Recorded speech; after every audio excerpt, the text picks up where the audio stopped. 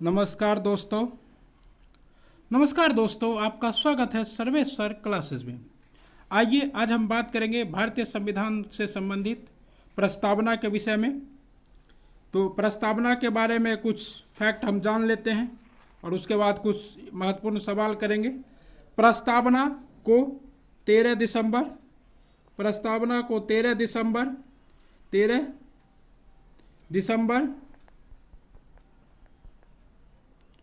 1946 को पंडित जवाहरलाल नेहरू के द्वारा उद्देश्य प्रस्ताव के रूप में संविधान सभा के सामने रखा गया था और प्रस्तावना का विचार अमेरिका से लिया गया है। प्रस्तावना का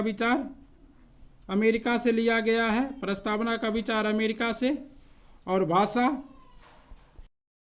ली गई है ऑस्ट्रेलिया से। भाषा कहाँ से ली गई है? ऑस्ट्रेलिया से ली गई है। तो प्रस्तावना का विचार कहाँ से लिया गया है? अमेरिका से। और प्रस्तावना की भाषा ऑस्ट्रेलिया से ली गई है।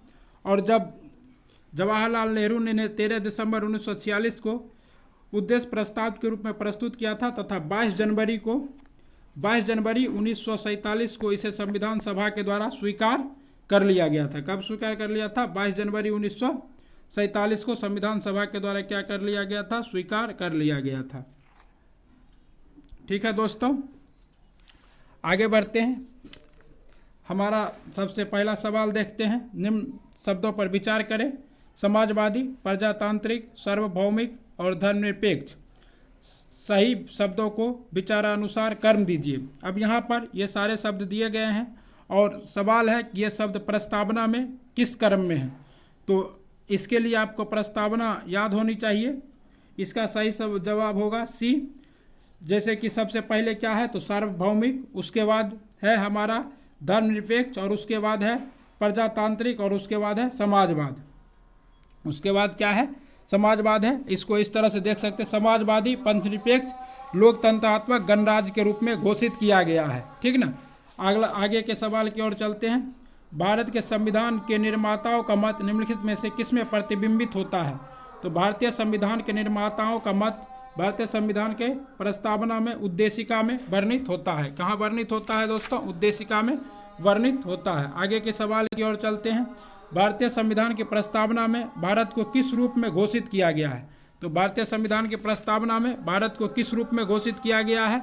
तो भारतीय संविधान की एक सार्वभौम प्रजातांत्रिक गणराज्य, एक समाजवादी प्रजातांत्रिक गणराज्य या एक सार्वभौम समाजवादी धर्मनिरपेक्ष प्रजातांत्रिक गणराज्य। तो इसे एक सार्वभौम समाजवादी धर्मनिरपेक्ष प्रजातांत्रिक गणराज्य के रूप में वर्णित किया गया है। आगे की सवाल की ओर चलते हैं।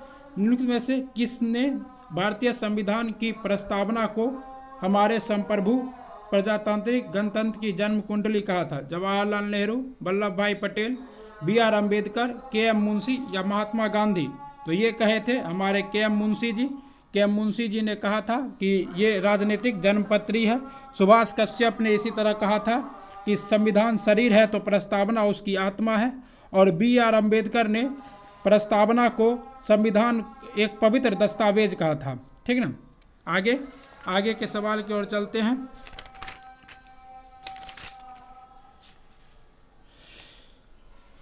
यहाँ है, निम्नलिखित में से कौन सा शब्द भारत के संविधान की उद्देशिका में नहीं है? भारत के संविधान की उद्देशिका में कौन सा शब्द नहीं है? समाजवादी है, धर्मनिरपेक्ष है, प्रभुत्व संपन्न है, लेकिन लोक कल्याण नहीं है। लोक कल्याण शब्द कहाँ है? नीति निर्देशक में। कहाँ है?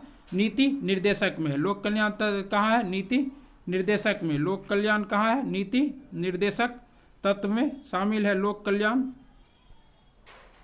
आइए आगे की सवाल की ओर चलते हैं। भारत के संविधान में सवाल नहीं दिख रहा था।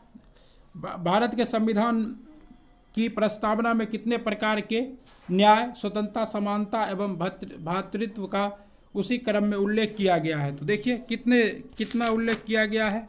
तो भारतीय संविधान में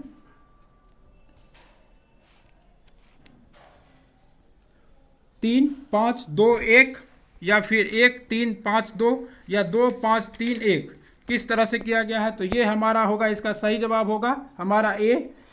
3, 5, 2, 1। जैसे कि हमारे संविधान में न्याय, कितने तरह के न्याय हैं, तो 3 प्रकार के न्याय हैं, सामाजिक, आर्थिक और राजनीतिक।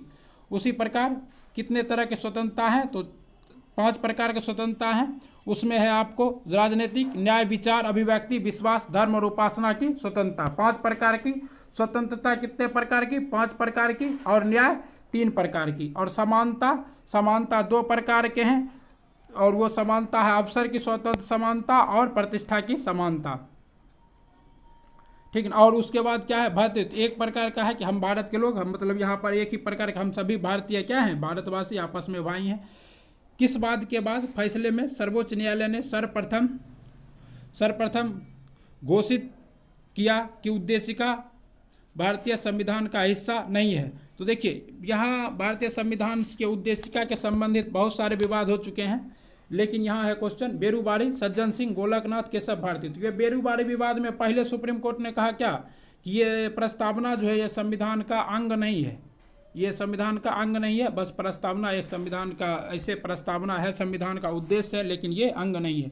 लेकिन फिर 1973 में केशवानंद भारती के साथ विवाद होता है। सुप्रीम कोर्ट बनाम केरल सरकार बनाम केशवानंद भारती, इनका हाल ही में निधन हो गया है। तो ये क्या है, अभी वेरी वेरी इंपॉर्टेंट क्वेश्चन बने हुए हैं, इन आने की संभावना। आइए इससे संबंधित सवाल आगे होगा।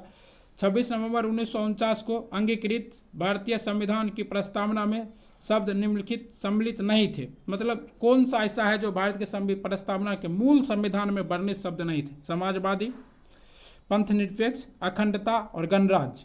तो देखिए भारतीय संविधान के मूल संविधान में मात्र एक ऐसा तत्व गणराज्य ही है जो कि सम्मिलित था। बाकी समाजवादी, पंथ निरपेक्ष और अखंडता रूपी शब्द को 42वां संविधान संशोधन 1976 के द्वारा संविधान में जोड़ा गया है। तो इस आधार पर हम कह सकते हैं 1, 2 और 3 जो कि मूल संविधान के अंग नहीं थे, इसे 42वां संविधान संशोधन 1976 के द्वारा जोड़ा गया। आइए, निम्नलिखित विवादों में से किसमें सर्वोच्च न्यायालय ने प्रस्तावना को भारतीय संविधान की मौलिक संरचना का भाग स्वीकार किया है? तो ये अभी बताया गया है, ये हुआ था केशवानंद भारती, बाद में 1973 का विवाद है। ये केशवानंद भारती जो कि एक संत थे केरल के, और उन्होंने ही केरल सरकार उनकी संपत्ति को अधिग्रहित कर रहे थे, तो इसे लेकर सुप्रीम कोर्ट में केस किया था और इसमें ऐतिहासिक फैसला आया। और अभी वर्तमान में भी यही स्थिति लागू है कि प्रस्तावना संविधान का भाग है और प्रस्तावना में कोई भी ऐसा संशोधन नहीं किया जा सकता है जो संविधान में मूल अधिकारों को क्या करे, कम करे। तो केशवानंद भारती विवाद कब हुआ था? 1973 में हुआ था। आइए आगे का सवाल, भारत के संविधान के उद्देश्यों में से एक के रूप में आर्थिक न्याय का किसमें उपबंध किया गया? मतलब आर्थिक न्याय का मतलब क्या होता है कि लोगों के बीच आर्थिक रूप से न्याय करना, मतलब किसी के बीच में रुपया पैसा के लेके भेदभाव नहीं करना। तो उद्देशिका और मूल अधिकार में आर्थिक न्याय की कोई चर्चा नहीं है। उद्देशिका और राज्य के नीति निर्देशक तत्व, हमारा सवाल यही जवाब सही होगा। उद्देशिका और राज्य के नीति निर्देशक तत्व में भी है और उद्देशिका में भी आर्थिक न्याय की बातें कही गई है। आइए अगले सवाल की ओर चलते हैं। निम्न में से कौन सही है? सामाजिक समानता संविधान में प्रत्याभूत नहीं है। देश में सामाजिक समानता पहले से ही संविधान में विद्यमान थी। सामाजिक समानता संविधान में प्रतिभूत है और उपयुक्त में से कोई नहीं। तो यहाँ होगा सी, सामाजिक समानता संविधान में प्रत्याभूत है। जैसे कि कहा गया है कि हम भारत के लोग भारत को एक प्रभुत्व संपन्न, समाजवादी, पंथ निरपेक्ष, लोकतंत्रात्मक गणराज्य बनाने के लिए तथा उसके समस्त नागरिकों को सामाजिक, आर्थिक और राजनीतिक न्याय, विचार, अभिव्यक्ति, विश्वास, धर्म और उपासना की स्वतंत्रता, प्रतिष्ठा और अवसर की समानता प्राप्त कराने के लिए तथा उन सबों में व्यक्ति गरिमा। तो इस आधार पर हम देख सकते हैं कि सामाजिक समानता संविधान में प्रतिभूत है। अब अगर आपको यह सेशन अच्छा लगे तो प्लीज़ लाइक कीजिए, सब्सक्राइब कीजिए और अपने दोस्तों के साथ शेयर कीजिए। बहुत बहुत धन्यवाद। जय हिंद।